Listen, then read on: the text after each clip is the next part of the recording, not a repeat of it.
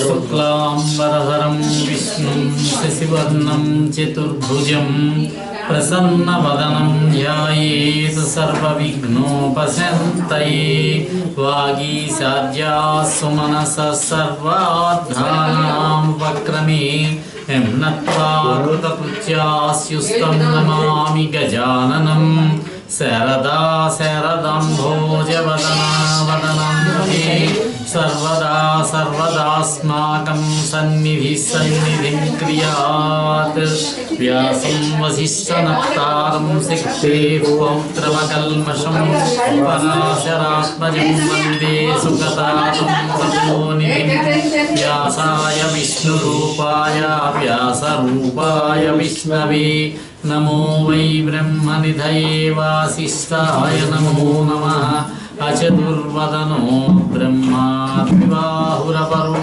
हरिः अपाललोचनः सिंहुर्भगवन् बादरायणः शान्ताकारं भुजगशयनं पद्मनाभं सुरेशं विश्वाकारं गगनसदृशं मेघवर्णं शुभाङ्गं लक्ष्मीकान्तं कमलनयनं योगिहृद्यानगम्यं वन्दे विष्णुं भवभयहरं सर्वलोकैकनाथं वसुदेवसुतं देवं कंसचाणूरमर्दनं देवकी परमानन्दं कृष्णं वन्दे जगद्गुरुं सदाशिवसमारम्भां शङ्कराचार्यमध्यमाम् अस्मदाचार्यपर्यन्तां वन्दे गुरुपरम्पराम् श्री गुरुभ्यो नमः सभायै नमः వ్యాస మహర్షి విరచితమైనటువంటి శ్రీమద్భాగవతంలో ప్రథమ స్కందంలో ప్రవేశిస్తూ ఉన్నది కథా వృత్తాంతం. దీనిని తెలుగులో అనువదించినటువంటి వారు పోతన్న గారు రాసినటువంటి మొదటి పద్యాన్ని మనం చూసాము. శ్రీ కైవల్య పదంబు చేరుటకు నై చింతించదన్ లోకరక్షైకారంభకున్ భక్త పాలన కళా సంరంభకున్ దానవోద్రేకస్తంభకున్ కేళిలోల విలస దృగ్జాల సంభూత నానా కంజాత భవండ కుంభకున్ మహానందాంగనాడింభకున్. ఈ పద్యం పోతన గారు రాసినటువంటి భాగవతంలోని మొట్టమొదటి పద్యం. శ్రీకృష్ణ పరమాత్మను స్తుతిస్తూ భాగవత రచనని ప్రారంభించారు. తర్వాత బ్రహ్మ, శివుడు, విఘ్నేశ్వరుడు, సరస్వతి ఇత్యాదిగా కలిగినటువంటి దేవతలనందరినీ కూడా స్తుతి చేశారు పోతన్న గారు తన యొక్క రచనా ప్రారంభంలోనే. అమ్మవారిని గురించి వ్రాస్తూ అంటారు, పార్వతీదేవిని గురించి. అమ్మలగన్నయమ్మ ముగురమ్మల మూలపుటమ్మ చాలా పెద్దమ్మ సురారులమ్మ కడుపు ఆరడి పుచ్చినయమ్మ తన్నులో నమ్మిన వెల్పుటమ్మల మనంబుల నుండెడియమ్మ దుర్గా మాయమ్మ కృపాబ్ధిచ్యుత మహత్వ కవిత్వ పటుత్వ సంపదల్. ఆ దుర్గాది భవానిని ప్రార్థిస్తూ దయాపయోనిధి అయినటువంటి ఆ అమ్మ నాకు మహత్వ కవిత్వ పటుత్వ సంపదలు ఇవ్వాలని ప్రార్థన చేస్తున్నారు పోతన్న గారు. తర్వాత లక్ష్మీదేవిని స్తుతి చేశారు.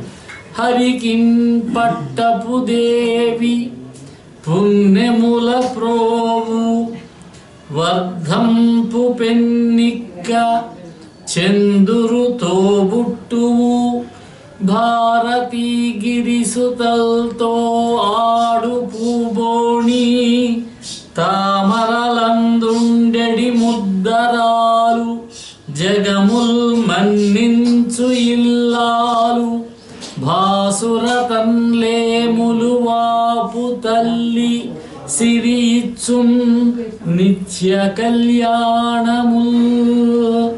ఆ లక్ష్మీదేవి దేవాదిదేవుడైనటువంటి వాసుదేవునికి పట్టపురాణి, పట్టపు దేవావిడ, పుణ్యాల దేవి, సిరి సంపదలకు పెన్నిధి, రేరాజుకు గారాపు చెల్లెలట, చంద్రుని యొక్క చెల్లెలట. క్షీరసాగర మథనంలో పాలసముద్రం నుంచి ఉద్భవించినటువంటి అనేక వస్తువులలో లక్ష్మీదేవి ఉన్నది. చంద్రుడు కూడా పాలసముద్రంలో నుంచే ఆవిర్భవించాడు. వాణితో శర్వాణితో కూడి క్రీడించేటటువంటి పూగోణి ఆ లక్ష్మీదేవి. అరవింద మందిర అయినటువంటి జవరాలు, అఖిల లోకాలకు కూడా ఆరాధ్యురాలైనటువంటి ఇల్లాలు, కాంతులీనేటటువంటి ఒక్క కటాక్ష వీక్షణంతో భక్తుల యొక్క దారిద్ర్యాన్ని పటాపంచలు చేసేటటువంటి ఆ బంగారు తల్లి మహాలక్ష్మి మాకు నిత్య కళ్యాణములు అనుగ్రహించాలి అని అమ్మవారిని స్తుతి చేశారు. ఈ విధంగా దేవతలందరినీ కూడా స్తుతి చేసి పూర్వకవులను స్తుతించి భవిష్యత్తులో రాబోయేటటువంటి కవులను ఆశీపూర్వకంగా పలికి పోతన్న గారు భాగవత రచనకి ప్రారంభించారు. ఒక రోజున చంద్రగ్రహణం. ఆ రోజున పోతన్న గారు పెద్దల అనుమతి తీసుకుని గోదావరి నదికి వెళ్ళి బమ్మెర గ్రామానికి దగ్గరలో ఉన్నటువంటి గోదావరి గంగ అంటారు, గంగమ్మ తల్లి అంటారు గోదావరిని కూడా.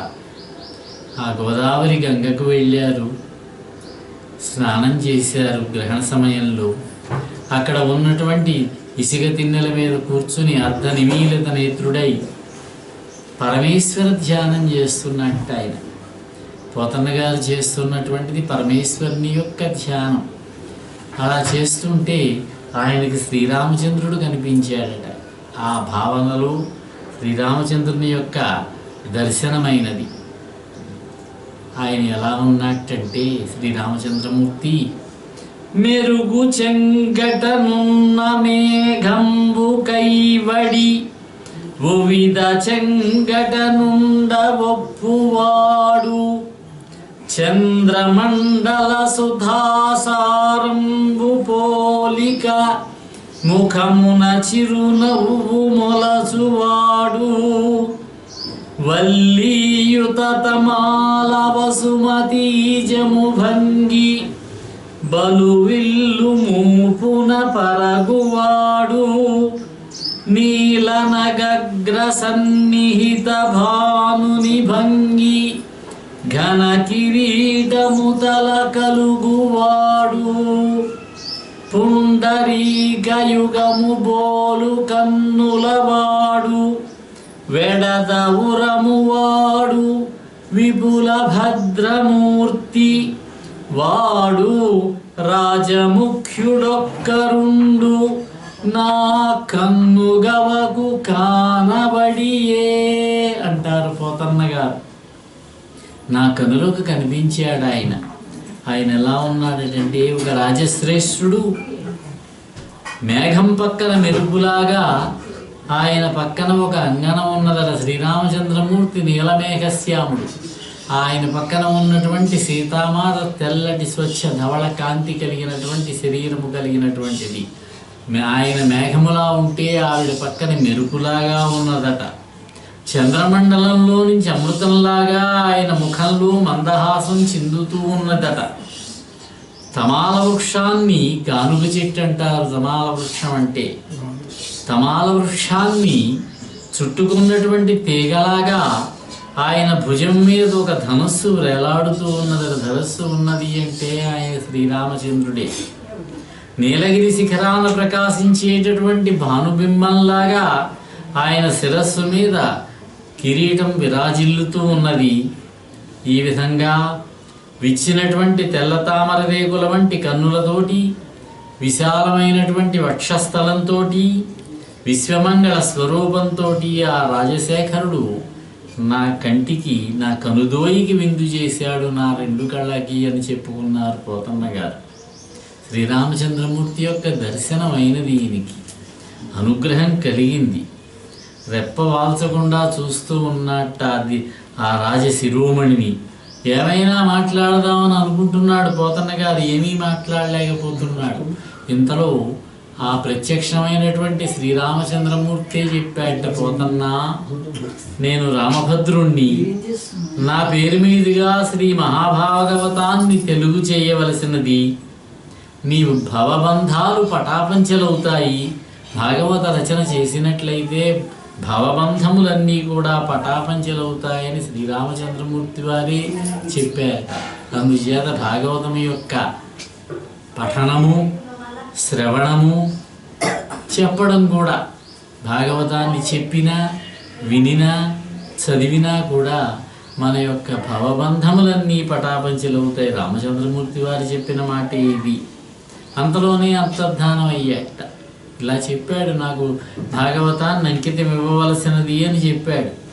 పోతన్న గారు కళ్ళు తెరిచి చూశారు, అంతా ఆశ్చర్యంగా ఉన్నది. భాగవత రచన గావించమని ఆయన యొక్క అనుజ్ఞ అయినది, శ్రీరామచంద్రమూర్తి యొక్క ఆజ్ఞ. అప్పుడు భాగవత రచన చేయాలనేటటువంటి సంకల్పం కలిగింది. పలికెడిది భాగవతమట, నేనా చెప్పేది భాగవతాన్ని, పలికించు విభుండు రామభద్రుండట, నే పలికిన భవహరమగునట. నేను కనుక భాగవతాన్ని చెప్పినట్టయితే నా యొక్క జన్మ భవహరమవుతుందట. ఈ బంధాల నుంచి భవబంధాలు పరిహారమవుతాయట. పలికెద వేరుండు గాథ పలుకగనేలా అంటారు పోతన్న గారు. నా అదృష్టం ఏమిటో కానీ నా ముందున్న కవులు ఎవరు కూడా భాగవతాన్ని ముట్టుకోలేదు.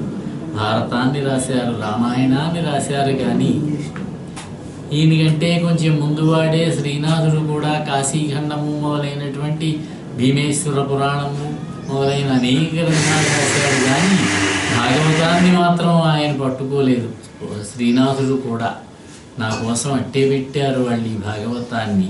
వనరన్ నన్నయ తిక్కనాది కవులుర్విన్ పురాణావళు తెనుగుంచేయుచు మత్పురాకృత శుభాధిక్యంబుతానెట్టిదో తెనుగుంచేయరు మున్ను భాగవతమున్. దీనిన్ తెనింగించి నా జననంబున్ సఫలంబు చేసెద పునర్జన్మంబు లేకుండగన్. నాకిక మళ్ళీ పుట్టడం అనేదే లేకుండా, పునర్జన్మం అనేటటువంటిదే లేకుండా నా జన్మను సఫలం చేసుకుంటాను అంటున్నారు పోతన్న గారు. ఆ భావనతోటి ఆయన భాగవత రచన గావించారు. నైమిసారణ్య వర్ణనతోటి భాగవత రచనను ప్రారంభించారు ఆయన. నైమిసారణ్యము అనేటటువంటిది ఒక పవిత్రమైనటువంటి స్థలం. ఆనాటే కాదు, ఈనాటికి కూడా. ఉత్తరప్రదేశ్ రాష్ట్రంలో మీరట్ జిల్లాలో లక్నో, రాజధాని లక్నో నగరానికి 90 కిలోమీటర్ల దూరంలో ఉన్నది ఈ నైమిసారణ్యం. ఇక్కడ ఎందరో మహామునులు తపస్సులు చేశారు ప్రాచీన కాలం నుంచి కూడా. ఈనాటికి కూడా అక్కడ పవిత్రమైనటువంటి స్థలముగా భావించబడుతూ ఉన్నది. గోమతీ నది ప్రవహిస్తూ ఉంటుంది అక్కడ. గంగా నది యొక్క ఉపనది గోమతీ నది. ఆ నది నీరు స్వచ్ఛంగా ఉంటుంది. అక్కడ లలితా అమ్మవారు తపస్సు చేశారట. లలితా అమ్మవారు ఆవిర్భవించిందే అక్కడ ఈ నైమిసారణ్యంలో. ఆ ప్రాంతంలో ఈ నైమిసారణ్యం పేరు ఎట్లా వచ్చింది అంటే, ద్వాపర యుగం పూర్తయ్యి కలియుగం ప్రారంభ దశలో కొంతమంది ఋషీశ్వరులు, దేవతలు ఋషీశ్వరులే అనుకున్నారట కలియుగం ప్రవేశిస్తోంది, లోకములో మార్పులు సంభవిస్తూ ఉన్నాయి, రాక్షసుల యొక్క హడావుడి ఎక్కువగా ఉన్నది, మనము స్వేచ్ఛగా నిరాటంకంగా తపస్సు చేసుకుందుకు ఏదైనా ఒక ప్రదేశాన్ని వెతుక్కోవాలి అని బ్రహ్మదేవుడి దగ్గరికి వెళ్ళి బ్రహ్మను ప్రార్థించి, మహాత్మా కలియుగంలో మేము బాధలు పడలేము, రాక్షసుల యొక్క కంటకములు ఎక్కువగా ఉన్నాయి, వాళ్ళ యొక్క బాధలు ఎక్కువగా ఉన్నాయి, మేము తపస్సు చేసుకుందుకు ఏదైనా మంచి ప్రదేశాన్ని మాకు మీరు చూపించినట్లయితే అక్కడ మేము ఆశ్రమములు స్థాపించుకుని 80,000 మంది ఋషీశ్వరులట వాళ్ళు ఆశ్రమములు ఏర్పాటు చేసుకుని ఈ ఆశ్రమములు నిర్మించుకుని తపస్సు చేసుకుంటాము, యజ్ఞయాగాదులు చేసుకుంటాము అని అడిగారట. అప్పుడు బ్రహ్మదేవుడు ఒక చక్రాన్ని సృష్టించి ఆ చక్రాన్ని విడిచిపెట్టాడట.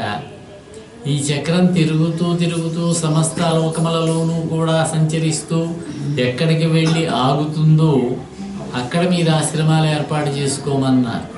చక్రం బయలుదేరింది, వేగంగా వెళుతూ ఉన్నది. దాని వెనక వెంటనే ఈ ఋషులు కూడా వెళుతున్నారు. ఇది చూసి దేవతలు కూడా వచ్చారు ఋషుల వెంట. ఎప్పుడో కృతయుగంలో జరిగిందట ఒకసారి అలా ఋషులు దేవతలు కలిసి వెళ్ళడం అనేది. మళ్ళీ ఇప్పుడు కలియుగ ప్రారంభంలో జరుగుతూ ఉన్నది. అంతా ఆశ్చర్యంగా చూస్తూ ఉన్నారు దేవతా వర్గాలు. ఆ చక్రం వచ్చి వచ్చి అన్ని లోకాలు తిరిగి భూలోకానికి వచ్చి మన భరతవర్షంలో భరతఖండంలో భారతదేశానికి వచ్చి ఈ నైమిషారణ్య ప్రాంతంలో దిగబడిందట. అక్కడ ఆ చక్రం యొక్క నేమి అంటే ఇరుసు అన్నారు. ఆ ఇరుసు గుచ్చుకున్నటువంటి ప్రదేశమే, ఆగిన ప్రదేశమే నిమిష నైమిష అన్నారు. అదే నైమిషారణ్యము, పవిత్రమైనటువంటి స్థలము, సందర్శనీయం. అందరూ కూడా నైమిషారణ్యాన్ని దర్శించవలసినటువంటి స్థలం అది.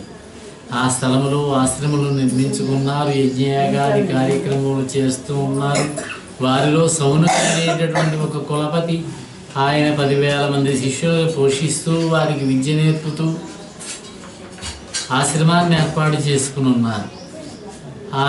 ఆ నైమిషారణ్యంలో ఆయన 12 సంవత్సరములు సత్రయాగం చేశారు. ఆ సత్రయాగం జరుగుతూ ఉంటే అక్కడికి సూత మహర్షి వచ్చాడు. రోమహర్షణుడు ఆయన పేరు, వ్యాస మహర్షి శిష్యుడు. వచ్చిన సూత మహర్షిని గౌరవించారు. నేనేం చేయగలను, మీకేం చెప్పగలను అన్నాడు. అనేక కథలు అడిగారు వాళ్ళు, అనేక ఇతివృత్తాలు చెప్పాడు ఆయన. భారతం చెప్పాడు, భాగవతం చెప్పాడు, దేవీ భాగవతం చెప్పాడు ఆయన సూత మహర్షి. వ్యాస మహర్షి ఆయనకి 10,000 మంది శిష్యులు. మళ్ళీ అందులో ముఖ్యులు ఎవరంటే పైలుడు ఆయనకి ఋగ్వేదం ఇచ్చాడు, వైశంపాయనుడు ఆయనకి యజుర్వేదం ఇచ్చాడు, జైమిని ఆయనకి సామవేదం ఇచ్చాడు, సుమంతుడు ఆయనకి అథర్వణ వేదం ఇచ్చారు. వారి శిష్య పరంపర, ఆ శిష్యగణాలన్నీ కూడా ఆనాటి నుంచి నేటికి కూడా ఆయా వేద శాఖలను లోకంలో ప్రచారం చేస్తూ, లోకంలో పోషిస్తూ, వేదాన్ని శిష్యులకు బోధిస్తూ గురు పరంపర ఈనాటికి అలా సాగుతూ ఉన్నది. భాగవతాన్ని తన కుమారుడైనటువంటి సుఖమహర్షికి ఇచ్చాడు వేదవ్యాసులు. ఇక పురాణములు ఉన్నాయి. ఈ పురాణములన్నీ కూడా సూత మహర్షి, రోమహర్షణుడు ఆయన పేరు, ఆయన కుమారుడే ఉగ్రశ్రవసువు. వీరిద్దరూ కూడా వ్యాస మహర్షి శిష్యులే, వాళ్ళకి ఇచ్చారు. ఈ విధంగా వారి ద్వారా లోకంలో అనేక పురాణములు, అష్టాదశ పురాణములు కూడా వ్యాస మహర్షి చేత రచించబడినటువంటి పురాణములన్నీ కూడా వ్యాప్తిలోకి వచ్చాయి. పూర్వం బ్రహ్మదేవుడికి 5 ముఖాలు ఉండేవట. 4 ముఖముల నుంచి 4 వేదములను ఉచ్చరించాడట. 5వ ముఖం నుంచి పురాణములను ఉచ్చరించాడంటే పురాణములు కూడా వేద తుల్యములు అన్నారు. వేదములు ఎంత పవిత్రమైనవో, ఎంత విశిష్టమైనవో అంత విశిష్టమైనవట పురాణములు కూడా. అయితే పరమేశ్వరుడు ఆ 5వ ముఖాన్ని గిల్లేశాడు బ్రహ్మదేవుడి మీద కోపంతో. దాంతో పురాణ పరంపర క్రమంగా తగ్గింది. వేదముల స్థాయి నుంచి పురాణం యొక్క స్థాయి కిందకి దిగింది అని చెబుతారు. ఇదొక ఐతిహ్యం. అప్పుడు సౌనకాది మహర్షులంతా కూడా తమ దగ్గరకు వచ్చినటువంటి ఆ సూత మహర్షిని చూసి, ఆయన వినయశీలుడైన సూత మహర్షి విజ్ఞాన విశేషం చేత వేదాలని పురాణాలని పండించుకున్నవాడు. ఆయన శ్రీమన్నారాయణు యొక్క సద్గుణ సమూహాన్ని సంకీర్తించేవాడు. ఎప్పుడూ సంకీర్తన భక్తి ఆయనది. విష్ణునామాల్ని సంకీర్తన చేస్తూ ఉంటాడు. అనంతమైనటువంటి కారుణ్యంతో నిండినవాడు. అటువంటి ఆ సూత మహర్షిని చూసి అంటారు, మహాత్మా సూత మహర్షి, నీవు బ్రహ్మాండాది పురాణాలన్నీ కూడా చదువుకున్నవాడివి, విన్నవాడివి, తెలుసుకున్నవాడివి. అంటే బ్రహ్మాండ పురాణము, బ్రహ్మపురాణము, బ్రహ్మవైవర్త పురాణము ఇత్యాదిగా ఉన్నటువంటి 18 పురాణములు ఉన్నాయి. అష్టాదశ పురాణములు. అదేవిధంగా 18 ఉపపురాణములు ఉన్నాయి. ఈ ఉపపురాణములు కూడా వ్యాస మహర్షి చేత రచించబడినవే. ఇవన్నీ కూడా తెలుసుకున్నవాడివి. మహాభారతము మొదలైనటువంటి ఇతిహాసాలు తెలుసుకున్నవాడివి. ఇంకా ఎన్నో ధర్మశాస్త్రాలు తెలుసుకున్నావు నువ్వు. గురువుల సన్నిధిలో చక్కగా చదువుకున్నావు నువ్వు. అవన్నీ మాకు ఇప్పటివరకు వివరించి చెప్పావు. ధీమంతులైనటువంటి వ్యాసుడు, వేదవ్యాసుడు మొదలైనటువంటి మహర్షులు దర్శించినటువంటి విశేషాలన్నీ కూడా నీ మనసులో స్ఫురిస్తాయి. ఆ మహానుభావుల యొక్క అనుగ్రహం వల్ల నీ బుద్ధికి అందనటువంటిదంటూ ఏదీ ఉండదు మహాత్మా. నువ్వు సర్వజ్ఞుడు. నువ్వు గురువులైనటువంటి వాళ్ళు ప్రీతిపాత్రులైనటువంటి శిష్యులకి అత్యంత రహస్యములైనటువంటి విశేషాలన్నీ కూడా బోధిస్తారు. ఈ లోకంలోని మానవులకి శాశ్వతమైనటువంటి కళ్యాణాన్ని కలిగించేటటువంటి విషయం ఏదో వీళ్ళు కోరినటువంటి కోరిక ఇది. శాశ్వతమైనటువంటి శుభాన్ని కలిగించేటటువంటి, కళ్యాణాన్ని కలిగించేటటువంటి విషయం ఏదో దాన్ని మాకు ఉపదేశించవలసినది మహాత్మా సూత మహర్షి. మన్నాడవు చిరకాలము, చాలా కాలం ఉన్నావు నువ్వు. కన్నాడవు పెక్కులైన గ్రంథార్థంబుల్, అనేక గ్రంథముల యొక్క రహస్యములను, అర్థములను, భావములను గ్రహించిన వాడవు నువ్వు. విన్నాడవు వినదగినవి, సమస్తములైనటువంటి విషయములను, వినదగినటువంటి విషయములను విని ఉన్నావు నువ్వు. ఉన్నాడవు పెద్దలొద్ద ఉత్తమ గోష్ఠిన్, పండితుల యొక్క గోష్ఠిలో పెద్దల వద్ద వినదగినటువంటి విశేషాలు ఎన్నో కూడా తెలుసుకున్నావు నువ్వు. అలసులు మందబుద్ధియుతులు అల్పతరాయువులు ఉగ్రరోగ సంకలితులు మందభగ్యులు సుకర్మములెవ్వియు చేయజాలరు ఈ కలియుగమందు. ఈ కలియుగమందు మానవులు, ఈ కలియుగంలో మానవులందరూ కూడా సోమరిపోతులుగా ఉంటారు, మందబుద్ధులుగా ఉంటారు, మందభాగ్యులుగా ఉంటారు, అల్పాయుష్కులుగా ఉంటారు. నానా విధములైనటువంటి భయంకరమైనటువంటి వ్యాధులతోటి కూడా వాళ్ళు బాధపడుతూ ఉంటారు.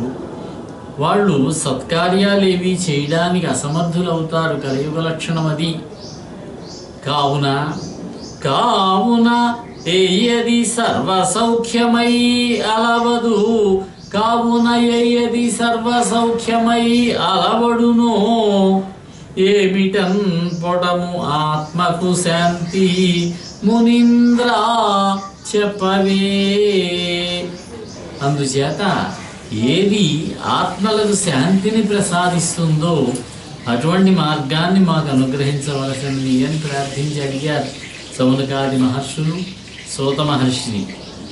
ఏ మహానుభావుని యొక్క అవతారం ఈ జగత్తులో ఉన్నటువంటి సమస్త జీవులకు కూడా ఆనందాన్ని, అభివృద్ధిని కలిగిస్తుందో, ఏ మహానుభావుని యొక్క దివ్యనామాన్ని ఎప్పుడూ ఎల్లప్పుడూ కూడా స్మరించినట్లయితే స్మరించినంత మాత్రం చేత భవబంధాలన్నీ కూడా పటాపంచలైపోతాయో, ఏ మహానుభావుని యొక్క పవిత్ర చరిత్రాన్ని భావించిన మాత్రం చేతనే మృత్యుదేవత భయపడి పారిపోతుందో, మనకి అకాల మృత్యువు సంభవించదో, ఏ మహానుభావుని పాదాల నుంచి ఉద్భవించినటువంటి నదీ జలాలను సేవించినంత మాత్రం చేత, అంటే ఆయన పాదపద్మాల నుంచి వచ్చినట్టు ఉద్భవించినది గంగానది, ఆ గంగానది జలాలను సేవించినంత మాత్రం చేత సమస్త కల్మషాలు కూడా నశించి పావనత్వం చేకూరుతుందో, పవిత్రత ఏర్పడుతుందో, ఏ మహానుభావుని యొక్క చరణాలను సమాశ్రయించి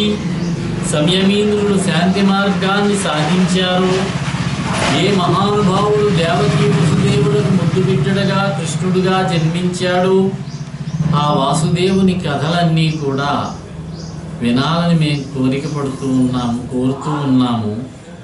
ఆ కథలన్నీ మాకు వినిపించవలసింది అని అడిగారు సూత మహర్షిని సౌనకాది మహర్షులు. భూషణములు వాణికి అఘశోషణములు మృత్యు చిత్త భీషణములు హృత్తోషణములు కళ్యాణ విశేషణములు హరిగుణోపచిత భాషణములు. ఓ సూత మహర్షి, శ్రీహరి యొక్క గుణ సంకీర్తనలతో నిండినటువంటి సంభాషణలున్నాయే, అవి వాగ్దేవి అయినటువంటి సరస్వతీదేవికి అలంకారాలు, సకల పాప పరిహారాలు, మృత్యుదేవతకు భయంకరమైనటువంటివి, భక్తుల యొక్క హృదయాలకు సంతోషకరాలు, నిత్య కళ్యాణకారకాలు. అటువంటి విశేషాలను మాకు వినిపించవలసింది మహాత్మా. కలికాల దోషాలను పారద్రోలుతూ ప్రసిద్ధులైనటువంటి సత్పురుషుల యొక్క ప్రశంసలు అందుకున్నటువంటి శ్రీ మహావిష్ణువు యొక్క కథలు పుణ్యలోకాలు కోరేవాడు ఎవరు ఆసక్తితో వినడానికి ఇచ్చగించడు, వినకుండా ఎవరు ఉంటారు మహాత్మా? మహాత్మా, ఆసక్తితోటి ఆలకించేటటువంటి రసజ్ఞులైనటువంటి వారి యొక్క హృదయాలకు పదే పదే మధురానుభూతిని కలిగించేవి, మధురాతి మధురములైనటువంటివి శ్రీకృష్ణ పరమాత్మ యొక్క కథలు. వారిని వినాలని మాకెంతో కుతూహలంగా ఉంది. ఎన్ని విన్నా కూడా మాకు తనివి తీరడం లేదు. ఆ కథలను వినిపించవలసింది మహాత్మా. సూత వర గోవింద కథా సుధారస మహావర్షోరుధారా పరంపరలంకాక బుధేంద్ర చంద్ర ఇతరోపాయానురక్తిన్ ప్రవిస్తర దుర్దంత దురంత దుస్సహజను సంభావితానేక దుస్తర గంభీర కఠోర కల్మష కనర్దావానలంబు ఆరునే. మహాత్మా సూత, బుధేంద్రచంద్ర, అత్యంత విస్తరమైనటువంటిది, దుస్తరమైనటువంటిది, దుర్దాంతమైనటువంటిది, దురంతమైనటువంటిది, దుస్సహమైనటువంటిది అయి అనేక జన్మల నుంచి కూడా అతిశయించి అంతటా వ్యాపించి దాటశక్యం కాకుండా ఉన్నటువంటి గంభీరమైనటువంటి కఠోరమైనటువంటి కల్మషమనేటటువంటి కారుచిచ్చున్నది. ఆ కారుచిచ్చు మహాభయంకరంగా ఉంది. దీన్ని ఆర్పివేయాలంటే, ఈ కారుచిచ్చుని ఆర్పాలంటే శ్రేష్టమైనటువంటి ఆ నందనందనుని యొక్క కథా సుధా రసంతో నిండినటువంటి బ్రహ్మాండమైనటువంటి వర్షధారలు కావాలి. వర్షధార పరంపరలు తప్ప వేరే ఉపాయం లేదు మహాత్మా. భయంకరమైనటువంటి పాపాలనేటటువంటి అరణ్యాలని భస్మీభూతం చెయ్యాలంటే శ్రీహరి యొక్క నామ సంకీర్తనమే మనకి శరణ్యం. శ్రీహరి యొక్క నామాన్నే మనం ఉచ్చరిస్తూ ఉండాలి. ఆ దావాగ్ని జ్వాలలే కావాలి. శ్రీహరి నామం అనేటటువంటి మంటలే ఆర్పగలుగుతాయి, అరణ్యాలను భస్మీభూతం చేయగలుగుతాయి. పాపములనేటటువంటి అరణ్యాలను, సంసార దుఃఖాలనేటటువంటి మేఘములను పారద్రోలాలంటే వాసుదేవ సందర్శనం అనేటటువంటి వాయు సమూహమే కావాలి. ఆ జంఝామారుతం ఉంటే, ఆ వాయువు ఉంటే ఇవన్నీ కూడా పోతాయి మేఘాలు. పరితాపాలనేటటువంటి కరి సమూహాన్ని, ఏనుగుల యొక్క సమూహాన్ని సంహరించాలంటే శ్రీమన్నారాయణుని యొక్క ధ్యానము అనేటటువంటి సింహమే కావాలి. హరిషడ్వర్గం అనేటటువంటి అంధకార సమూహాన్ని పటాపంచలు చెయ్యాలంటే హరిస్మరణం అనేటటువంటి సూర్యకాంతి కావాలి. సంసార సముద్రాన్ని దాటి గట్టెక్కాలంటే విష్ణుదేవుని యొక్క భక్తి అనేటటువంటి నావే ఉండాలి. ఆ నావని మనం ఎక్కాలి. విష్ణుదేవుని యందు భక్తి అనేటటువంటి నావన్నారు. శ్రీహరి మహాత్యాన్ని మాకు వినిపించవలసింది సూత మహర్షి అని అడిగారు. ఇంకా అంటున్నారు, అప్రమేయుడైనటువంటి గోవిందుడు, ఆ పరంధాముడు పరమాత్మ మాయామాంస శరీరాన్ని ధరించాడు. బలరాముడితో కూడి మానవాతీతములైనటువంటి మహావీర కృత్యాలను ఎన్నో చేశాడని విన్నాం మేము. అవన్నీ మాకు వివరంగా చెప్పవలసింది అదే దశమస్కంధం. ఆ విశేషాలన్నీ కూడా చూడడం జరిగింది. కలియుగం రాబోతోందని విని ముందుగానే విష్ణుక్షేత్రమైనటువంటి నైమిసారణ్యంలో దీర్ఘసత్రం అనేటటువంటి యజ్ఞాన్ని ప్రారంభించి హరికథలు వినాలి. ఆ హరి యొక్క కథలను, శ్రీ మహావిష్ణువు యొక్క లీలా విశేషాలను తెలుసుకోవాలని ఆ అవకాశం కోసం అవకాశాన్ని మేము కలిగించుకున్నాము. దైవం మాకు తోడుపడింది. మీరు వచ్చారు మా దగ్గరికి. జలరాశి దాట కోరెడు కలము జనుల్ కన్నధారు కంచిన భంగిన్ కలిదోషహరణ వంఛా కలితులమగు మేము నిన్ను కంటిమి సూతా.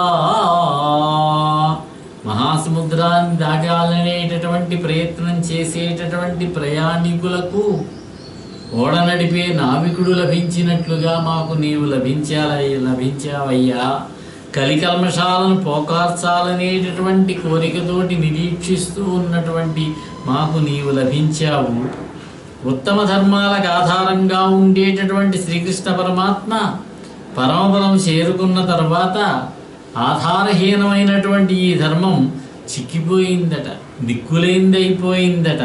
ఎవరిని ఆశ్రయించుతుందో వివరించవయ్యా. మహాత్మాంతో కొద్ది కాలం ముందే శ్రీకృష్ణ పరమాత్మ యొక్క అవతార పరిసమాప్తి జరిగింది.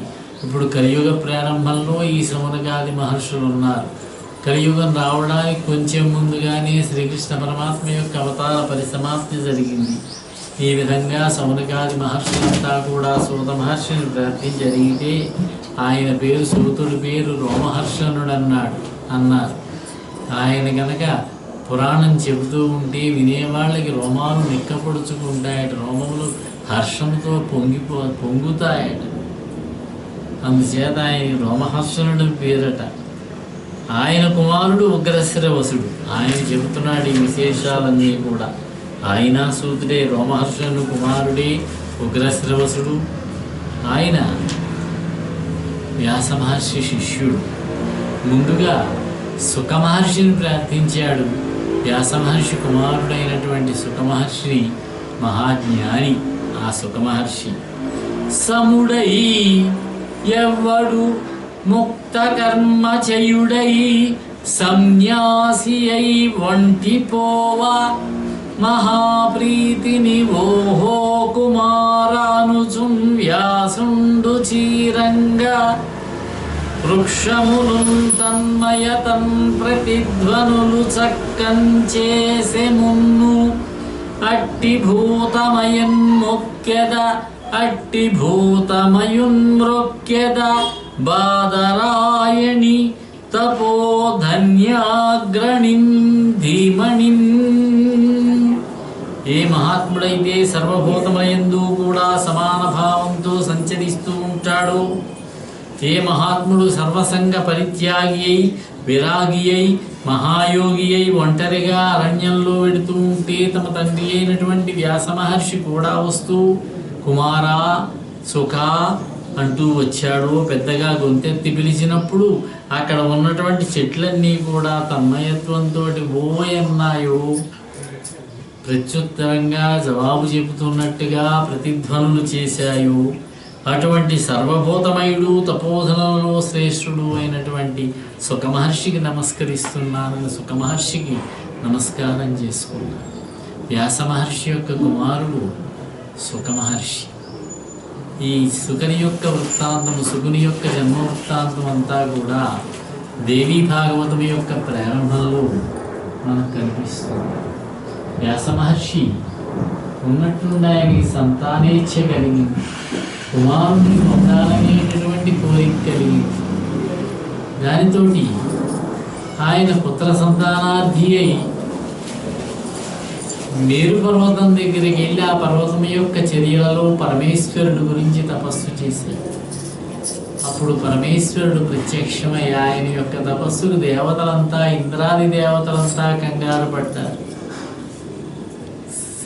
శంకరుడు ప్రత్యక్షమై నీకు మహాజ్ఞాని అయినటువంటి కుమారుడు కలుగుతాడయ్యా, మహాజ్ఞాని అవుతాడాయన అని వరమిచ్చాడట. ఆయనే సుఖమహర్షి. ఈ సుఖమహర్షి జన్మకు సంబంధించి ఇంకొక వృత్తాంతాన్ని చెప్తారు, ఏ పురాణంలోదో చెప్పలేను. కానీ విద్యలన్నీ కూడా శంకరుడి దగ్గర ఉంటాయి. ఈశాన సర్వ విద్యానాం ఈశ్వర సర్వభూతానాం. విద్యలన్నీ ఆయన దగ్గర ఉంటాయి, సమస్త విద్యలు కూడా. ఆయన ఒకసారి ప్రదోషకాలంలో నృత్యం చేశాడట, ఆనంద తాండవం. ఆ తాండవం నుంచి నాట్యశాస్త్రం పుట్టిందట. సమస్త విద్యలకు కూడా అధిపతి శంకరుడు అన్నారు.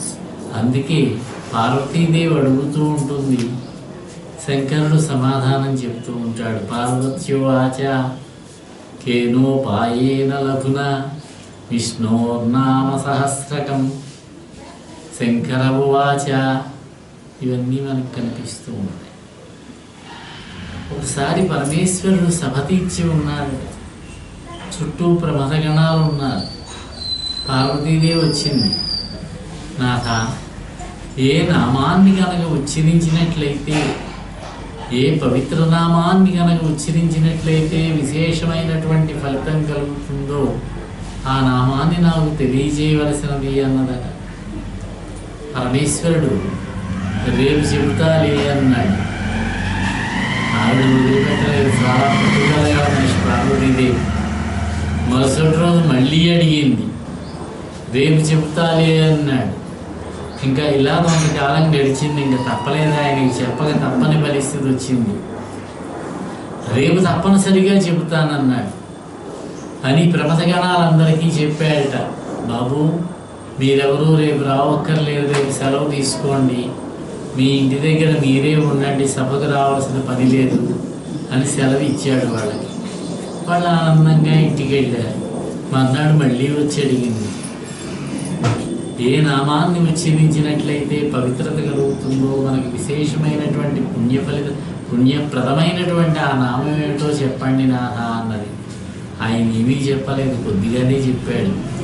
రమే రామే మనోరమే వరానమే. ఇవన్నీ కూడా పార్వతీదేవిని ఉద్దేశించి మాట్లాడినవి. రమే అంటే అందమైన దానా, రామే అన్నా అంతే, మనోరమే అన్నా, మనోరమా అన్నా అంతే, వరాననా అన్నా అంతే. ఆయన చెప్పింది ఏంటంటే శ్రీరామ రామ రామ ఇతి సహస్రనామ తత్తుల్యం రామనామం అని చెప్పాడు. శ్రీరామ అనేటటువంటి నామాన్ని కనుక మనం 3 పర్యాయములు ఉచ్చరించినట్లయితే సహస్రనామంతో సమానము అన్నాడు ఆయన. అదే శ్రీరామ రామ రామేతి రమే రామే మనోరమే సహస్రనామ తత్తుల్యం రామనామవరాననే. ఈ మాట చెప్పినటువంటిది పరమేశ్వరుడు పార్వతీదేవి. బాగుందనుకున్నది ఆవిడ. ఇది ఆ ప్రమథగణాల్లో ఒకడు విన్నాడు. వెళ్ళి తిన్నగా ఉండగా అందరికీ కూడా చెప్పాడు. ఇంక వాళ్ళు ఈ నామాన్ని పట్టుకుని, ఈ శ్లోకాన్ని పట్టుకుని కైలాస పర్వతం చుట్టూ గిరి ప్రదక్షిణం చేయడం మొదలుపెట్టారట. పరమేశ్వరుడి దగ్గరికి రావడం మానేశారు. పరమేశ్వరుడు ఆరా తీశాడు, ఇది ఎవరు కనిపెట్టారా అని. అసలు దొంగను పట్టుకున్నారు. ఎలా నాయనా, ఎలా విన్నావు అన్నట్ట. మీరు మాకు సెలవు ఇచ్చారండి, అమ్మవారికి ఏదో చెబుతానన్నారు, మీరు ఏం చెబుతారో విందామని చిలక రూపంలో మీరు కూర్చున్న చెట్టు, మీరు చెట్టు కింద కూర్చుంటే ఆ చెట్టు మీద నేను కూర్చొని విన్నానండి అన్నాడు. బాగుందిరా నాయన, బాగా విన్నావు, నువ్వు మనిషి మానవుడు వై జన్మించన్నట్టు ప్రార్థించాడు అతను. కానీ నువ్వు మహాజ్ఞాని అవుతావు, నీకు ఇంక మళ్ళీ పునర్జన్మ ఉండదు, మోక్షమే నీకన్నారు. ఆ ప్రమథగణంలో ఒకడే సుఖమహర్షిగా జన్మించాట. చిలకముక్కు ఉంటుంది శుకుల వారికి, శ్రీ శుకుల వారికి, మహాజ్ఞాని ఆయన. ఈ శ్రీరామ రామ రామేతి శ్లోకానికి ఇంకొక విషయం కూడా చెప్పారు. శ్రీరామ అన్న దాంట్లో రా అనేటటువంటిది యవర్గులో తెలుగులో కొన్ని అక్షరాలను పెట్టుకుని చెప్పే సాంప్రదాయం ఉంది. యారాలావాల్లో రెండవ అక్షరం యా తర్వాత రా రెండవ అక్షరం. అలాగే మా అనేటటువంటిది పాపా పవర్గులు ఐదవ అక్షరం. ఈ 5, 2 గుణకారం చేస్తే 5, 2 10 అయింది. 3 సార్లు చెప్పమన్నారు కనుక 10 to the power of 3 చేయమన్నారు. అంటే 10 × 10 × 10 1000 అయింది. కనుక ఒక్కసారి 3 సార్లు కనుక శ్రీరామ శ్రీరామ శ్రీరామ అన్నట్లయితే సహస్రనామాలతో సమానం అని చెప్పారు. అందుచేత శ్రీరామనామానికి అంత విశేషమైనటువంటి పవిత్రత ఉన్నదన్నారు. శ్రీరామనామాన్ని శ్రీతో కలిపే ఉచ్చరించాలన్నారు. రామ రామాన్ని అంటే మనకి పుణ్యం రాదట. సీతాదేవితో కలిపి ఉచ్చరించాలి. శ్రీ సాహిత్యతానేమో ఒక్క శ్రీరామనామానికే ఉన్నదన్నారు. సీతాదేవితో ఆయన ఉన్నటువంటి విడదీయరానటువంటి అవినాభావ సంబంధం అది. పరమాత్మక లక్ష్మీదేవి లక్ష్మీ అనపాయిని నిత్యానపాయిని ఎప్పుడూ కూడా విడిచిపెట్టి ఉండదట పరమాత్మని. ఆయన రాముడుగా వస్తే సీతగా వచ్చింది, ఆయన కృష్ణుడుగా వస్తే రుక్మిణిగా వచ్చింది. ఆయన ఎప్పుడూ కూడా విడనాడి ఉండదట లక్ష్మీదేవి. అందుచేతనే చూడండి, మనం శివాలయానికి వెళితే శివలింగమే కనిపిస్తుంది. అమ్మవారు వేరే పక్క గదిలో పెడతారు విగ్రహాన్ని. కానీ ఎక్కడా కూడా సీతారాములు సీతాదేవి ఆలయం మందిరం ఎక్కడా కనపడదు మనకి. ఒకే పీఠం మీద సీతారాములు ఉంటారు.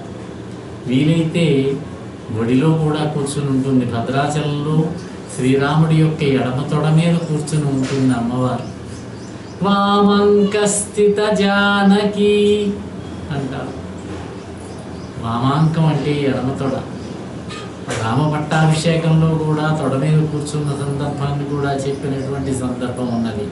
అందుచేత శ్రీరామ అనే ఉచ్చరించాలన్నారు. ఇది రామానామానికి ఉన్నటువంటి విశేషం. ఆ ప్రమదగణంలో శివుని చేత ఆజ్ఞాపించబడినటువంటి ప్రవసుడు సుఖమహర్షిగా జన్మించాడు. వ్యాసుడి యొక్క కుమారుడిగా జన్మించాడు. ఆయన మహా జ్ఞాని. ఆయన ఎంత జ్ఞాని అంటే బట్టలే కట్టుకునేవాడు కాదట. ఒకసారి ఆయన నడుచుకుంటూ వెళుతూ ఉన్నారట. వెనకాల వ్యాసుల వారు నడుచుకుంటూ వెళుతూ ఉన్నారట. ఆయన ఎక్కడికి వెళ్ళినా కూడా ఈయన వెనకాలే వెళుతూ ఉంటాడు. ఈయన కుమారుడు వెనకాలే వెళ్ళి నాయనా కుమారా అంటూ ఉంటాడు. ఆయన పెడుతూ ఉంటే హిమాలయ పర్వత ప్రాంతం అది. అక్కడ ఉన్నటువంటి ఒక సరోవరంలో దేవకన్యకులు స్నానాలు చేస్తున్నారట. బట్టలు విప్పారు, గట్టు మీద పెట్టారు, స్నానాలు చేస్తూ ఉన్నారు. ఆ గట్టు మీద నడుచుకుంటూ వెళుతున్నాడు ఈ సుఖమహర్షి. వాళ్ళేమీ పట్టించుకోలేదట. వాళ్ళ స్నానాలు వాళ్ళు చేస్తూనే ఉన్నారు. ఆ వెనకాల కుమార అంటూ ఈయన పెడుతూ ఉంటే వాళ్ళు లేచి బట్టలు కట్టుకుని గట్టు మీదకి వచ్చి నమస్కారం చేశారట. ఏమర్రా, ఇందాక మా అబ్బాయి చిన్నవాడు, యువకుడు, వయస్సులో ఉన్నవాడు, వాడు వెళుతూ ఉంటే మీరెవరూ పట్టించుకోనే లేదు, లేవనే లేదు. కానీ నేను వస్తూ ఉంటే మీరెందుకు లేచారా అని అడిగారట. మీ అబ్బాయి మహాజ్ఞానండి, ఆయనకి స్త్రీ పురుష భేదం తెలియదు. ఆయనకి వీళ్ళు స్త్రీలు వీళ్ళు పురుషులు అనేటటువంటి భేదభావమే ఉండదు ఆయనకి. మీరు అలా కాదు, మీకు ఇంకా స్త్రీ పురుష భేదం తెలుస్తూ ఉన్నది, కాబట్టి మేము బట్టలు కట్టుకున్నామని చెప్పారట. అటువంటి సుఖమహర్షి ఎక్కడా కూడా గోదోహన కాలం కూడా నిలవనటువంటి వాడు. ఆవు పాలు పితికే సమయం కూడా ఎక్కడా ఉండడట. ఆయన అలా కనుక ఒక 5 నిమిషాలు కనుక ఎక్కడైనా ఉంటే కనుక అవన్నీ పవిత్రమైనటువంటి తీర్థములు అవుతాయట. అటువంటి సుఖమహర్షి పరీక్షిత్ మహారాజు దగ్గరికి వచ్చి 7 రోజుల్లో భాగవతం మొత్తం చెప్పారు. సుఖ మహర్షి ముఖ నిర్గతమైనటువంటిది ఈ భాగవతం అన్నారు. కార్యకారణాలను పరిశీలించుకుని అలరారేటటువంటి ఆత్మతత్వాన్ని పెద్దల ఆధ్యాత్మం అంటారట. అటువంటి ఆధ్యాత్మతత్వాన్ని సమగ్రంగా సాక్షాత్కరింపజేసేటటువంటి దీపం వంటిది, సకల వేదాల సారభూతమైనటువంటిది, సమస్త పురాణ రహస్యము అయినటువంటి మహాభాగవతాన్ని, శ్రీమద్భాగవతాన్ని సంసారం అనేటటువంటి గాఢాంధకార సమూహాన్ని తరింపగోరేటటువంటి విపన్నులకు ఉపదేశించినటువంటి అపార కృపా పయోనిధిని, తపోనిధి అయినటువంటి సుఖమహర్షిని నేను స్తుతి చేస్తున్నాను అని సూత మహర్షి చెప్పారు. నారాయణునకు నరునకును భారతికి నిమ్రొక్కి వ్యాసుపదములకు నమస్కారము శివచింతు ఉదార గ్రంథంబు దళిత తమ బంధంబు. నారాయణుడికి అర్జునుడికి భారతం చదివేటప్పుడు ఈ శ్లోకం చెప్పుకోమన్నారు.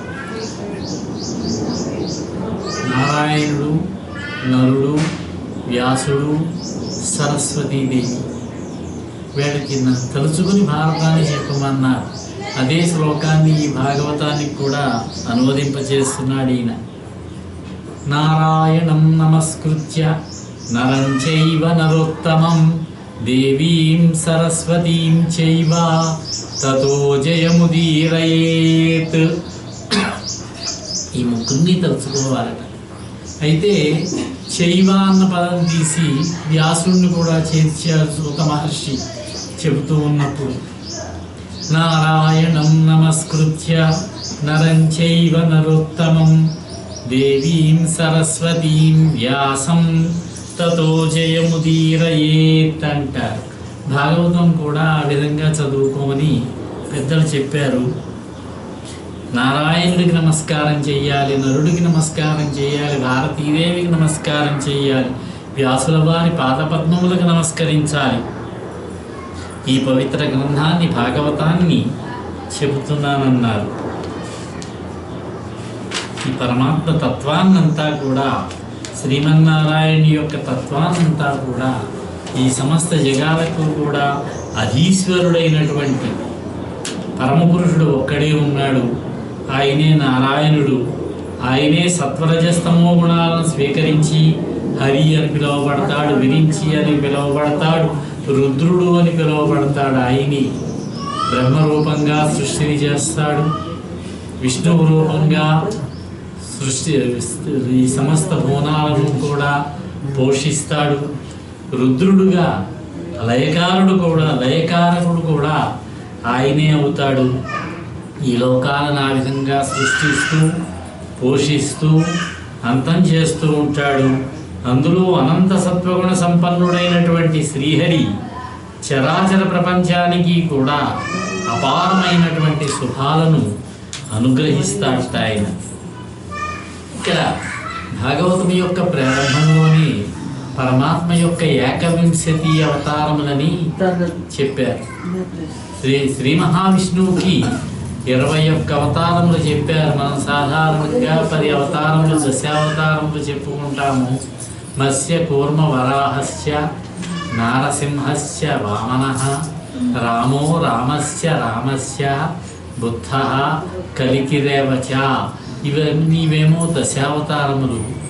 ఇవి కాకుండా ఇంకొక 11 అవతారములు చెప్పారు. కానీ జాబితా రాసుకుంటూ వెళితే ఇంకో 4-5 అవతారములు ఎక్కువగానే వస్తూ ఉన్నాయి. శ్రీమన్నారాయణుడి యొక్క అవతారములు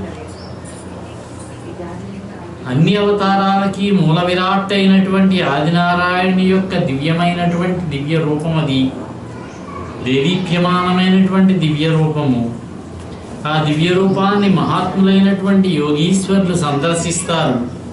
శ్రీమన్నారాయణ యొక్క నాభికమలం నుంచి బ్రహ్మదేవుడు ఆవిర్భవించాడు. సృష్టి కార్యక్రమాన్ని ఆయన చేశాడు. శ్రీహరి అవయవస్థానాల నుంచి సమస్త లోకాలు కూడా ఆవిర్భవించాయి. ఆ ఆరంభంలో ఆదినారాయణుడి దేవుడు మొదట్లో కౌమారము అనేటటువంటి స్వర్గాన్ని ఆశ్రయించి సనక సనందనాది రూపాలతోటి కఠోరమైనటువంటి బ్రహ్మచర్యాన్ని ఆచరిస్తూ బ్రహ్మణ్యుడై చరించాట. సనక, సనందన, సనత్కుమార, సనత్ సుజాతుడనేవాడు నలుగురు కూడా బ్రహ్మమానస పుత్రులు అంటారు. బ్రహ్మదేవుడు మనస్సంకల్ప మాత్రం చేత ఆవిర్భవించినటువంటి వారు.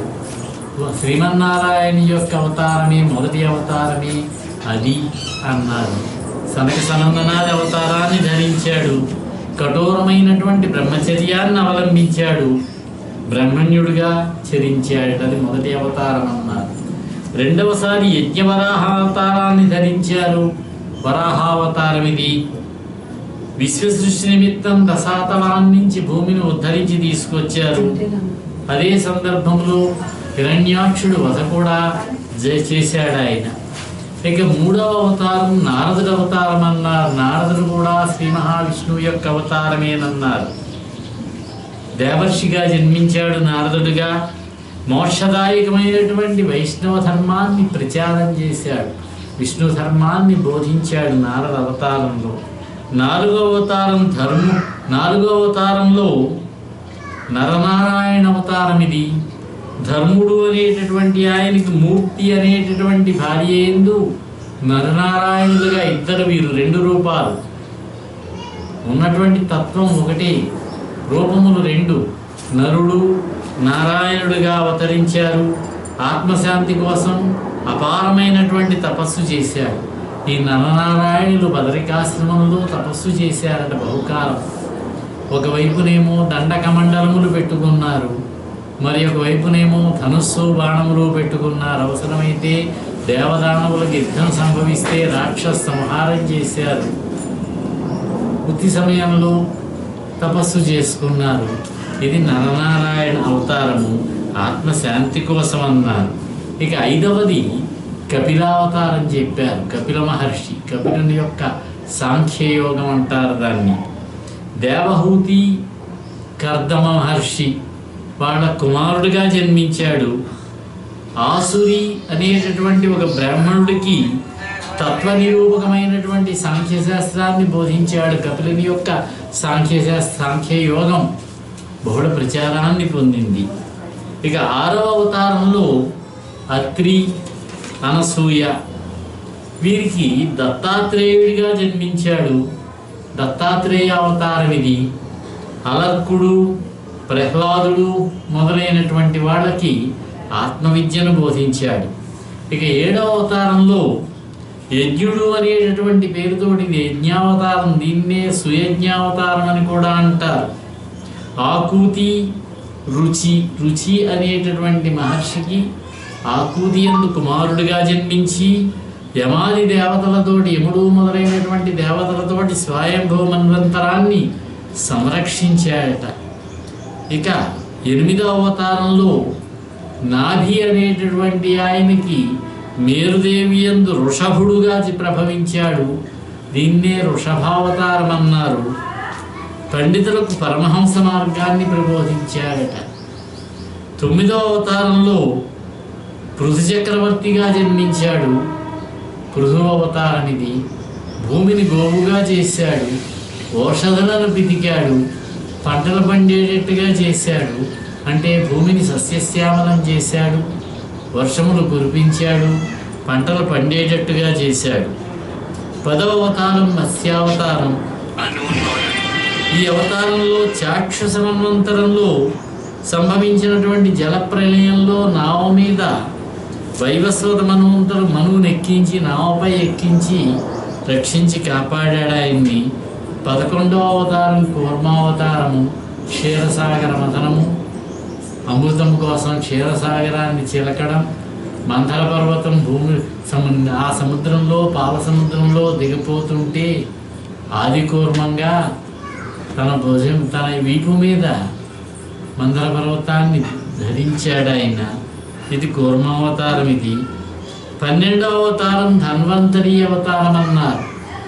ధన్వంతరి క్షీరసాగర పతన సమయంలో ధన్వంతరి ఆవిర్భవించి ఆయుర్వేదాన్ని తీసుకొచ్చాడు ఆయన.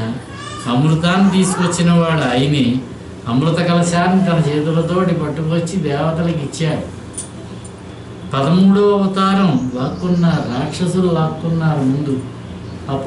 అప్పుడు విష్ణుమూర్తి మోహిని అవతారం, ఇది 13వ అవతారం. మోహిని వేషంతో రాక్షసులను వంచాడు, దేవతలకు అమృతాన్ని పంచిపెట్టాడు. 14వ అవతారం నరసింహావతారం, హిరణ్యకశిపుణ్ణి వధించాడు. ప్రహ్లాద చరిత్ర. 15వ అవతారంలో వామనావతారం, బలిచక్రవర్తిని 3 అడుగుల నేల అడిగి ముల్లోకాలు ఆక్రమించాడే, అది 15వ అవతారం. 16వ అవతారం పరశురామావతారం, జమదగ్ని మహర్షికి కుమారుడిగా జన్మించాడు. జమదగ్ని యొక్క భార్య రేణుకాది, వారికి జన్మించాడు పరశురాముడుగా. 21 పర్యాయములు భూమండలమంతా సంచరించి రాజులందరినీ కూడా సంహరించాడు. బ్రాహ్మణ ద్రోహులైనటువంటి రాజులను సంహరించి ఈ భూమిని క్షత్రియ విహీనం చేశాడు. క్షత్రియులు లేకుండానే చేశాడు భూమి మీద. ఇక 17వ అవతారం వేదవ్యాసావతారం అన్నారు. నారాయణుని యొక్క అవతారమే వేదవ్యాసుడు. వ్యాసో నారాయణో హరిహి. వేదవ్యాసుడై గంపగుత్తగా ఉన్నటువంటి మొత్తం వేదరాశినంతా కూడా 4 విభాగములుగా చేశారు. ఋగ్వేదము, యజుర్వేదము, సామవేదము, అథర్వణ వేదముగా ఆ వేదశాఖలను విస్తరింపజేశాడు. 18వ అవతారం శ్రీరామావతారం చెప్పారు. 19వ అవతారం బలరామావతారం చెప్పారు. 20వ అవతారం బుద్ధావతారం, 21వ అవతారం కల్కి అవతారం. ఇవన్నీ కూడా పరమాత్మ యొక్క 21 అవతారములు, ఏకవింశతి అవతారములు. ఇక్కడే శ్రీకృష్ణావతారం కూడా చెప్పారు. అయితే అది 22 అవుతున్నది. శ్రీకృష్ణావతారం సంపూర్ణావతారమని, బీజరూపమైనటువంటి అవతారములన్నీ ఇవైతే అది సంపూర్ణ ఫలరూపమైనటువంటి అవతారమని చెబుతారు. కల్కి ఈ బుద్ధావతారంలో బుద్ధుడుగా మత్స్యగయా ప్రదేశంలో తేజరిల్లి రాక్షసులను సమ్మోహపరిచి పరాజితులను చేస్తాడు. భవిష్యత్తులో జరగబోయేది భారత రచన జరిగే నాటికి బుద్ధావతారం అప్పటికి ఇంకా రాలేదు. తర్వాత వచ్చింది బుద్ధావతారం. అదేవిధంగా కల్కి అవతారంలో కలియుగం చివరలో విష్ణుయసుడు అనేటటువంటి విప్రుడికి కుమారుడిగా జన్మిస్తాడు. కలియుగాంతంలో కలుషాత్ములైనటువంటి రాజులను కఠినంగా శిక్షిస్తాడు అని చెప్పారు.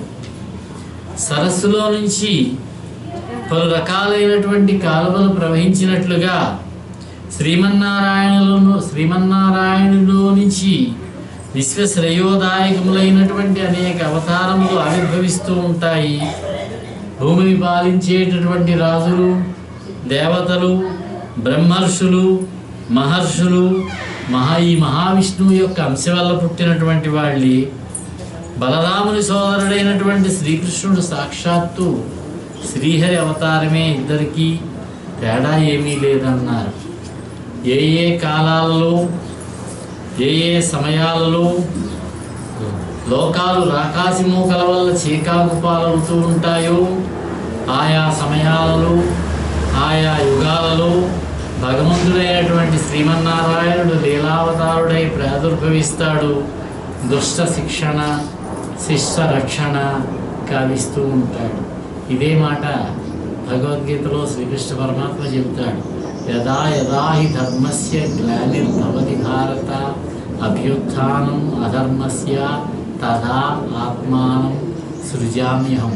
ఎప్పుడెప్పుడు లోకంలో అధర్మం ప్రజ్వరిల్లుతూ ఉంటుందో, ఎప్పుడెప్పుడు ధర్మానికి గ్లాని కలుగుతూ ఉంటుందో అప్పుడల్లా నేను జన్మిస్తాను, దుష్ట శిక్షణ గావిస్తాను, శిష్ట రక్షణ గావిస్తాను, ధర్మ సంస్థాపన గావిస్తాను అని చెప్పాడు శ్రీకృష్ణ పరమాత్మ గీతలో.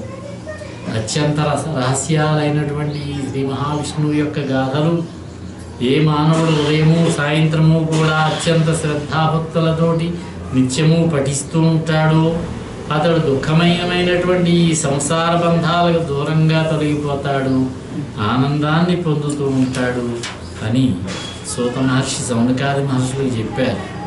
భగవంతుడికి జన్మం అనేది లేదు, సృష్టి ఆవిర్భావ తిరోభావాలే కానీ జననము మరణము ఉండదు. ఏ కర్మలో కూడా ఆయన అంటావు. సమస్త జీవుల యొక్క భావాలలోనూ కూడా ఆయన నివసిస్తూ ఉంటాడు.